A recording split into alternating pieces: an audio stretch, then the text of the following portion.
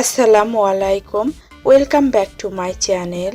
আজকে আমি আপনাদের এমন একটি রেসিপি তৈরি করে দেখাবো যেটা আমাদের চিন্তা অনেকটাই কমিয়ে দেবে। অনেক সময় মাছ মাংস ঘরে না থাকলে আমরা একটু চিন্তায় পড়ে যাই, আসলে কি রান্না করা যায়, যেটা শুধু সবজি দিয়ে রান্না করা সম্ভব, আবার স্বাদেও হবে অতুলনীয়। তাই আমি আপনাদের সাথে শেয়ার করছি দারুণ একটা রেসিপি, সজনে বড়ার ঝোল। আমি আশা করছি এই অতুলনীয় টেস্টি রান্নাটি আপনাদের কাছে খুবই ভালো লাগবে।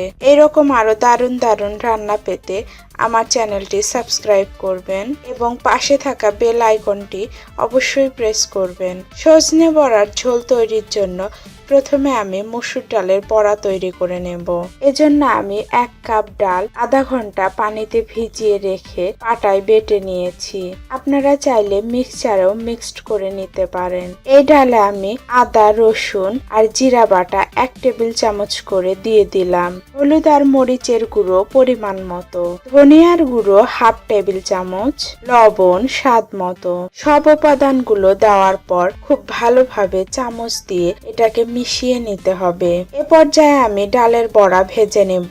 মিডিয়াম আঁচে চুলা জ্বালিয়ে নিয়ে আমি 1 কাপ পরিমাণ সরিষার তেল দিয়ে দিলাম। মসুর ডাল বাটা যে উপাদানগুলো নিয়ে মিক্সড করে রেখেছিলাম সেগুলো অল্প অল্প করে এরকম করে দিয়ে দিলাম।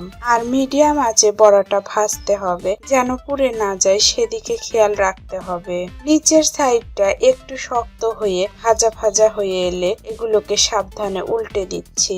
একটু সময় নিয়ে উপরের সাইডটা ভাজবো এবং লক্ষ্য রাখবো ভিতরটা সামান্য ভাজা ভাজা হয়ে এলে এটাকে নামিয়ে নিতে হবে। আমার বড়াগুলো ভেজে নেওয়া হয়ে গেছে। আমি একটা পাত্রের মধ্যে এগুলোকে উঠিয়ে রেখে দিলাম। বাকি তেলের মধ্যে কেটে রাখা আলুগুলো দিয়ে দিচ্ছি, কারণ আলুগুলোকে একটু ফ্রাই করে নিতে হবে। সামান্য পরিমাণ হলুদ আর লবণ দিয়ে দিচ্ছি সুন্দর কালার আর স্বাদের জন্য।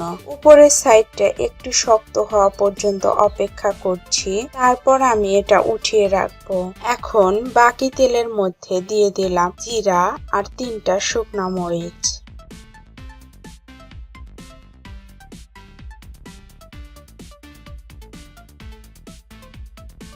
আরো দিলাম 1/2 কাপ পরিমাণ পেঁয়াজ,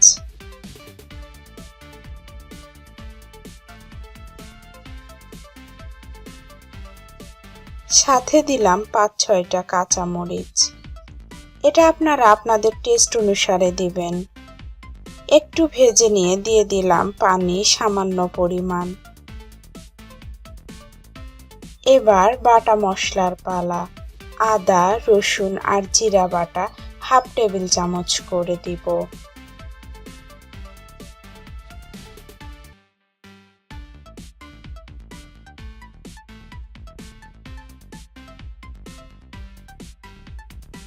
এখন দেব গুঁড়ো মশলা, হলুদ গুঁড়ো পরিমাণ মতো, ধনিয়ার গুঁড়ো 1/2 চা চামচ, লবণ স্বাদ মতো। এখন ভালোভাবে নেড়ে দিতে হবে। আপনারা যদি ঝাল খান তাহলে লাল মরিচের গুঁড়া ব্যবহার করবেন। আমি একটু ঝাল কম খাই, তাই লাল মরিচ অ্যাড করলাম না। এখন ঢেকে দিয়ে মশলা কষিয়ে নিতে হবে। মশলার গায়ে যখন তেল উঠে এসেছে তখন আমি দিয়ে দিলাম সজনে আর মটরশুঁটি।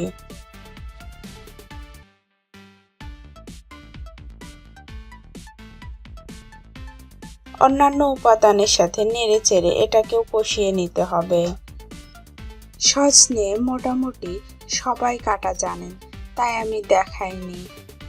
আমি যে সজনেগুলো নিয়েছি এগুলো একটু কচি ছিল, তাই আমি খুব একটা আঁশ ছিলে ফেলে দেইনি।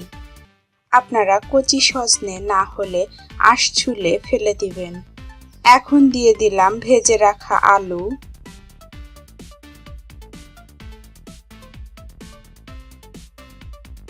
ঢেকে দিয়ে 5 মিনিটের মতো কষিয়ে নিতে হবে। কালারটা চেঞ্জ হয়ে যাবে আর পরিমাণেও একটু কমে আসবে। এরকম যখন শুকনো শুকনো হয়ে যাবে তখন আমি এর মধ্যে সিদ্ধ হওয়ার জন্য পানি অ্যাড করে দিলাম। আমি আমার উপাদান অনুযায়ী পানি অ্যাড করে দিয়েছি। একটু ঝোল বেশি খেতে চাইলে পানির পরিমাণটা বাড়িয়ে দিতে পারেন। ঢাকনা দিয়ে ঢেকে দিয়ে হাই হিটে 5 মিনিট কুক করে নেওয়ার পর যখন তরকারিতে বলক উঠে এসেছে, তখন আমি এর মধ্যে তৈরি করে রাখা মসুর ডালের বড়া একে একে বসিয়ে দিচ্ছি।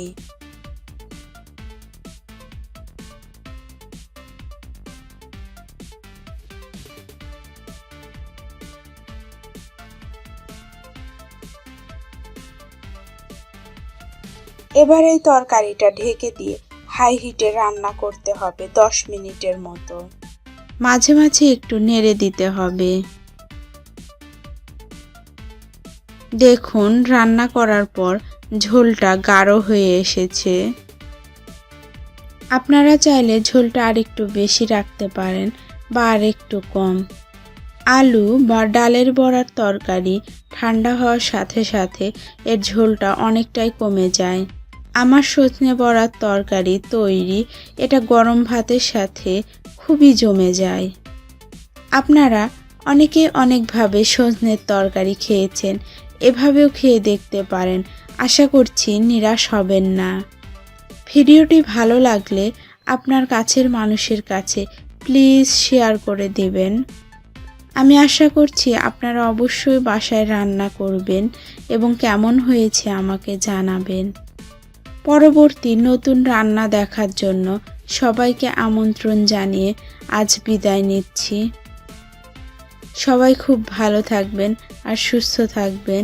আল্লাহ হাফেজ।